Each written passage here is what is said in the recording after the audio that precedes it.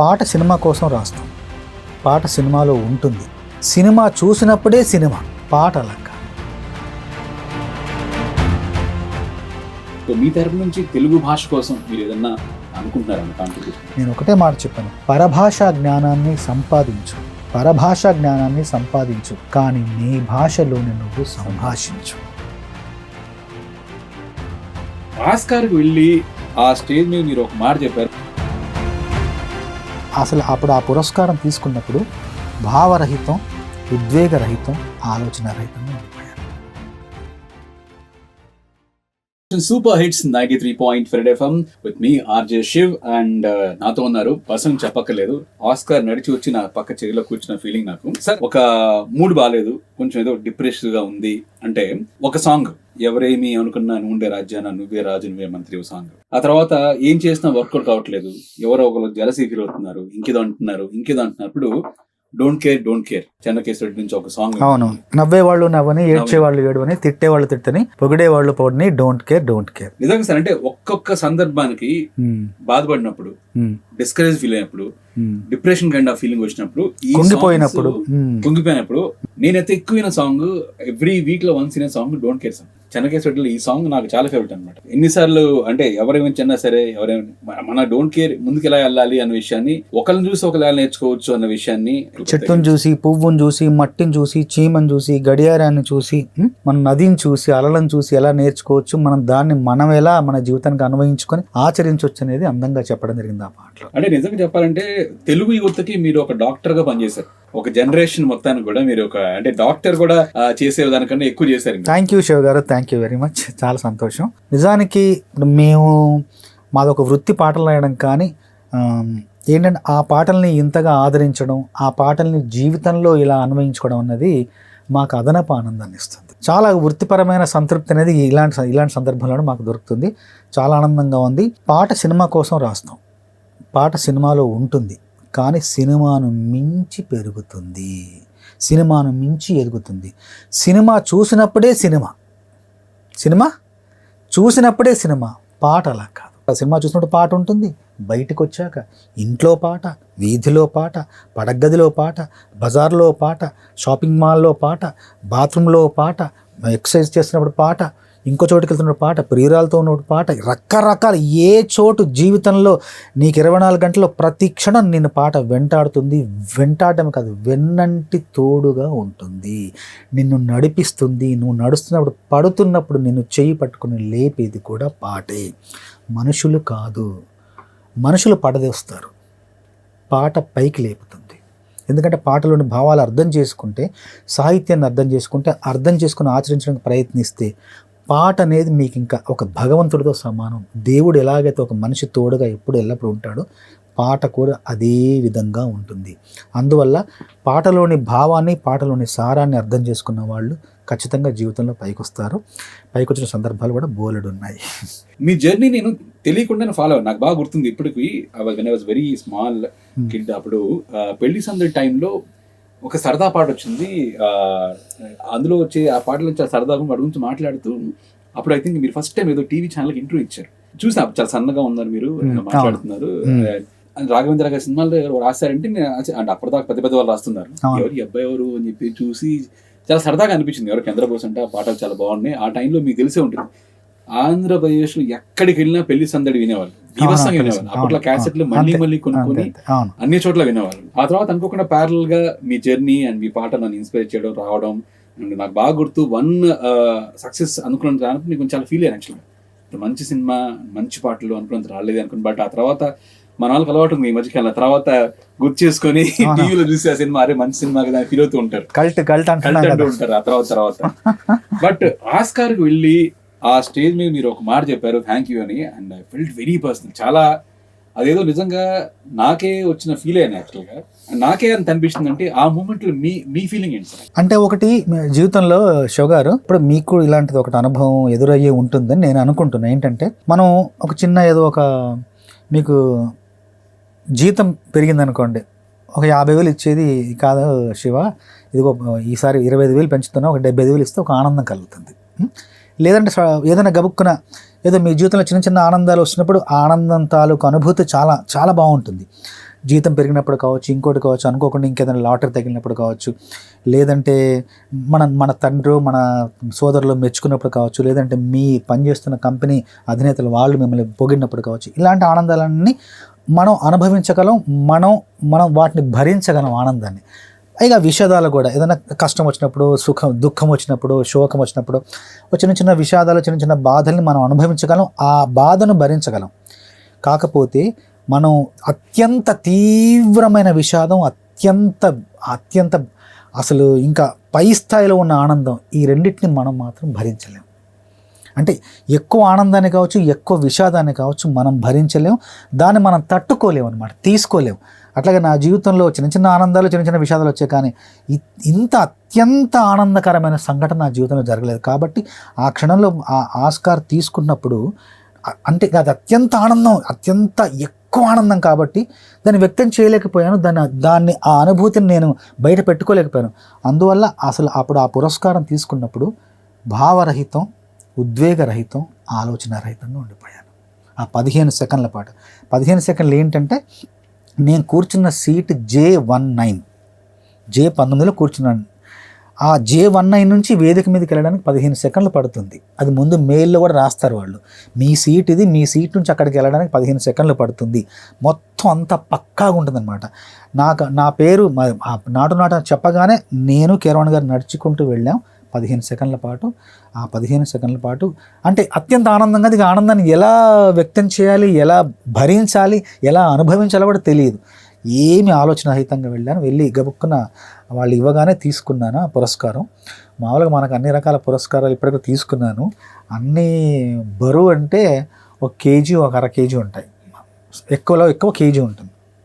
కానీ ఆస్కార్ బరువు 4 కేజీలు. అమ్మ ఇవ్వగానే మామూలుగా తీసుకున్నా, గబుక్కున ఏదో తీసుకుందామని, కానీ చూస్తే బరువు ఉంది. ఇదేంటి ఇంత బరువు ఉందని ఒక డంబుల్ పట్టుకున్నట్టుగా ఒక ఎక్స్ప్రెషన్ ఇచ్చాను అక్కడ. డంబుల్ లాగా ఉంది, అంత బరువు ఉంది. అప్పుడు అది పట్టుకున్నాక ఇంక అసలు ఒకలాగా అయిపోయి, అప్పుడు ఏమనిపించిందంటే దాని బరువు 4 కేజీలు కాదు, దాని నిజమైన బరువు ఏంటంటే 140 కోట్ల భారతీయుల కలల బరువు, 140 కోట్ల భారతీయుల గెలుపు బరువు, 140 కోట్ల భారతీయుల పరువు బరువు అనిపించింది.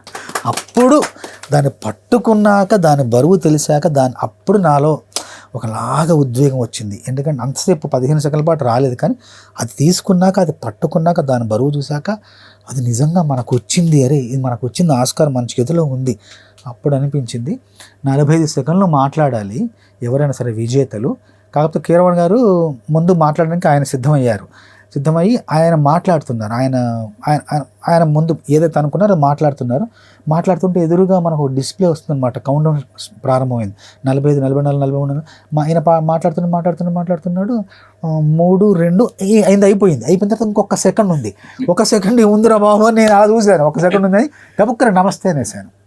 ఆ 1 సెకండ్ నమస్తే అని, ఆ 1 సెకండ్ సమయస్ఫూర్తితో ఆ 1 సెకండ్ ఉందని గ్రహించి నమస్తే అనే మాట అన్నాను. అది రికార్డ్ అయింది, అది చరిత్రగా నిలిచిపోయింది. ఎందుకంటే ఆస్కార్ వేదిక మీద ఆస్కార్ తీసుకున్న తర్వాత స్వీకరణానంతరం ఇచ్చే ప్రసంగంలో ఎన్నో వేల ఆంగ్ల పదాలు అక్కడ ఉచ్చరింపబడ్డాయి. కానీ అక్కడ మారు మ్రోగిన తొలి తెలుగు పదం నమస్తే. సంస్కృతమైన తెలుగు మాట అది నమస్తే అనే మాట అక్కడ ధ్వని ముద్రితమైంది, అది చరిత్రగా నిలిచిపోయింది. అంటే మహాభారత యుద్ధం అయిపోయాక, కురుక్షేత్రం గెలిచాక, ఇక ఆ తర్వాత ఏం జరిగిందనే విషయం ప్రపంచానికి పెద్దగా పట్టించుకోదు. మనం ఒకటి సాధించాలి, దాని పినకిల్ రీచ్ అయ్యాక ఆ తర్వాత ఏంటి అనే విషయం కూడా చాలా మందికి అర్థం కాదు. అంటే ఇప్పుడు చాలా మందికి సినీ ఇండస్ట్రీలో కావచ్చు, దేంట్లోనే ఆస్కార్ అనేది ఇప్పుడు ఒక పీక్, ఒక ఎవరెస్ట్ అని ఫీల్ అవుతుంటారు.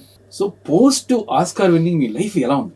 నా మనసులో ఎప్పుడో నేను ఎన్నో పురస్కారాలు ఇచ్చుకొని ఉంటాను నా పాటలకి. ఇది ప్రపంచం ఇచ్చే పురస్కారం కాబట్టి ప్రపంచం దృష్టిలో నేను మారానేమో కానీ నా దృష్టిలో నేను మారలేదు. కాకపోతే ఒకటి ఏంటంటే, ఇప్పుడు నేను గమనించిన మార్పు ఏంటంటే, కొంచెం ఎక్కువ గౌరవం కావచ్చు, విలువ కావచ్చు, అంతే ఎదుటి వాళ్ళు చూసే చూపుల మార్పు వచ్చింది. కానీ నేను ప్రపంచాన్ని నేను లోకాన్ని చూసే మార్పులో ఎలాంటి మార్పు రాలేదు. నేను పాటలు యథావిధిగా యథాతథంగా మంచి పాటలు రాస్తూనే ఉన్నాను. నాలో అయితే నా జీవన క్రమంలో ఏం మార్పు రాలేదు.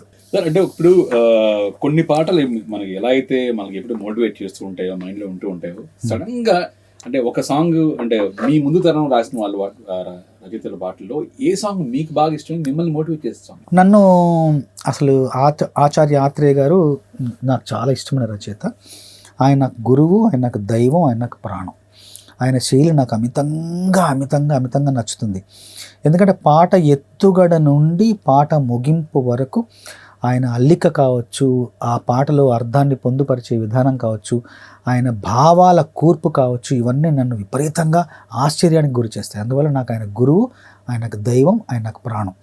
ఆయన రాసిన ఎన్నో పాటలు నేను స్ఫూర్తిగా తీసుకుంటాను, నేను ప్రేరణగా తీసుకుంటాను. నాకు చాలా ఇష్టమైన పాట ఆయన రాసిన పాటల్లో, చాలామందికి తెలియదు ఏంటంటే, మొత్తం జీవితాన్ని అంతా ఒక పాటలో రాశారు ఆయన. ఏంటంటే అది చాలా తక్కువ మందికి తెలుసు.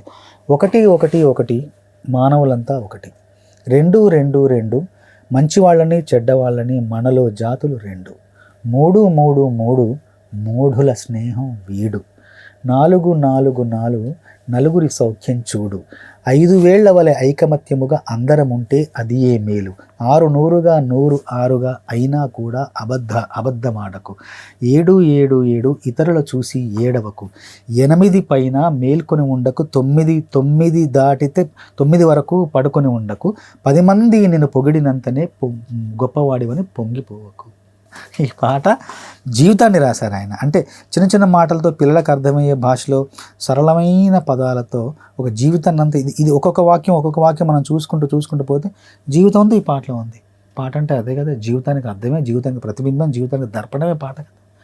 జీవితాన్ని అది చూసి నేర్చుకోవడమే మనం పాట యొక్క పరమార్థం. అది ఈ పాట ద్వారా ఫలించింది, సిద్ధించింది. ఇంతకంటే పాట ప్రయోజనం ఏముంటుంది, ఏం రాయాలి? తెలుగు వారికి ఆస్తి, సాహిత్యపు ఆస్తి అంటే అప్పట్లో ఆచార్య గారు, ఆచార్య ఆత్రేయ గారు, ఆరుద్ర గారు, ఆ తర్వాత వేటూరి గారు, సిరివెన్నెల గారు, ఇప్పుడు చంద్రబోస్ గారు. తెలుగువారి ఆస్తి మేము జాగ్రత్తగా కాపాడుకోవాల్సిన ఆస్తి. అయితే మీ పాటల నుంచి చాలా మంది మీరు ఇన్స్పైర్ చేశారు. అలాగే మీ జీవితం గురించి కూడా, అంటే ఒక ఆటోబయోగ్రఫీ లాంటి ఏదైనా బుక్ ఏదైనా రాశారు, ఆత్మకథ నేనేం రాయలేదండి ఇంతవరకు. కాకపోతే నా పాటల గురించి ఒక విశ్లేషణ వస్తూ చంద్రగీతం అనే పుస్తకం రాబోతుంది. అంటే నేను రాయలేదు అది. నా పాటల గురించి విశ్లేషణ, వ్యాఖ్యానం, లోతైన వివరణ ఇవ్వడానికి మళ్ళీ వేరే కవి అయితే బాగుంటుందని ఒక కవి, నా మిత్రుడు ఎంఎస్ సూర్యనారాయణ గారు అని ఉంటారు, రాజల్లో ఉంటారు. ఆయన మంచి కవి, గొప్ప కవి, కవిత్వం రాస్తుంటారు. ఆయన నా 200 పాటలు తీసుకొని 200 పాటల్ని ఒక విచిత్రమైన కోణంలో, కొత్త కోణంలో విశ్లేషిస్తూ ఒక పుస్తకం రాశారు. అది ప్రచురించబడింది కూడా. ఆవిష్కరణ కొద్ది రోజుల్లో ఉంటుంది. అది కొద్ది రోజుల్లో మన ముందుకు రాబోతుంది. దాని పేరు చంద్రగీతం. చాలా మంచి పుస్తకం, చాలా విలువైన పుస్తకం, చాలా అరుదైన పుస్తకం, చాలా బరువైన పుస్తకం కూడా. నాకు అప్పుడప్పుడు చాలా బాధగా అనిపిస్తుంటుంది. ఎందుకంటే ఒకప్పుడున్న తెలుగు వైభవం ఆఫ్కోర్స్ కాలాతీత పరిస్థితుల్లో మారుతూ ఉంటుంది. సో మీ తరపు నుంచి తెలుగు భాష కోసం మీరు ఏదన్నా అనుకుంటున్నారా కాంట్రిబ్యూషన్? భాషకి అంటే మన వైపు నుంచి భాష పరివ్యాప్తి కోసం, భాషను కనుమరుగు కాకుండా ఉండడం కోసం ఏం చేయాలి అంటే, ఎక్కువగా తెలుగు పదాలున్న పాటలు ఎక్కువ రాస్తున్నాము. నేను పూర్వం ఒక 15-20 ఏళ్ల క్రితం పాటల్లో అక్కడక్కడ ఆంగ్ల భాష పదాలు, హిందీ భాష పదాలు వచ్చేవి. కానీ ఇప్పుడు చాలా వరకు 99% అన్ని పాటలు తెలుగు మాటలు ఉంటాయి. మీరు చూడండి, మీరు రంగస్థలం చూసుకోవచ్చు, మీరు RRR చూడవచ్చు, మీరు పుష్ప చూడొచ్చు, పుష్ప 1, పుష్ప 2 రాస్తున్న ప్రతి పాటలోనూ కూడా అన్ని 100% తెలుగు మాటలే వస్తున్నాయి. మేము కంకణం కట్టుకుంటే కాదు, అది సినిమాల్లో ఆ సందర్భాలు రావాలి, ఆ సన్నివేశాలు రావాలి. ఆ కథను దర్శకులు అలాగా అనుకుంటే కనుక ఆ కథలోంచి మంచి సన్నివేశాలు వస్తాయి. వచ్చే సందర్భాలు వాళ్ళు ఇస్తే మేము తప్పకుండా మా కృషి మేము చేస్తాం. పైగా ఇంకోటి ఏంటంటే, తెలుగు మాట్లాడడం, తెలుగులోనే మాట్లాడడం అదేదో చిన్నతనం, నామోషి, తక్కువతనం అని అనుకోకుండా మనం గర్వంగా, మనం గొప్పగా, మనం వైభవంగా తెలుగు మాట్లాడడం అనేది, నేను ఒకటే మాట చెప్పాను, పరభాషా జ్ఞానాన్ని సంపాదించు, కానీ నీ భాషలోనే నువ్వు సంభాషించు. అభివృద్ధికి ఉండాలి నింగే హద్దు, అది భాష ఆచారాలను మింగే యుద్ధం. కాబట్టి మన భాషలోనే, మన మాతృభాషలోనే ఎందుకంటే మాతృభాష అనేది తల్లితో సమానం. మాతృభాషను మర్చిపోతే ఎవరిని మర్చిపోయినట్టు?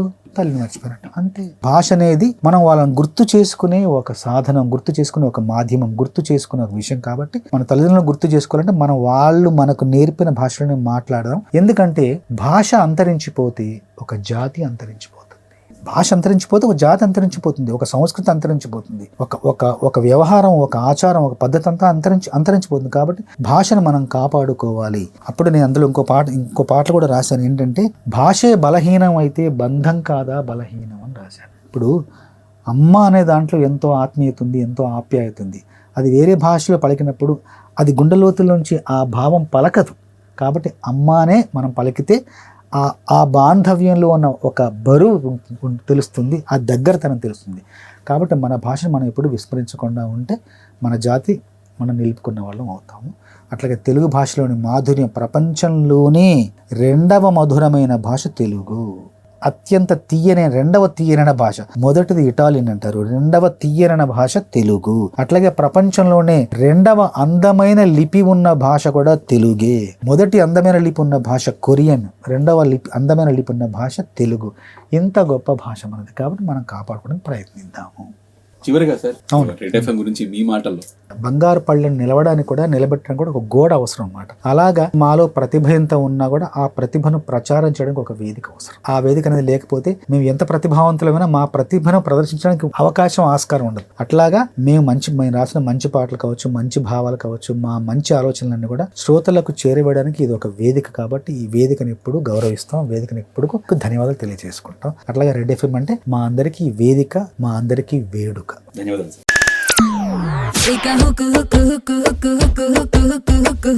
అయిపోతారు సౌండ్ కే 93.5 రెడ్ ఎఫ్ఎం.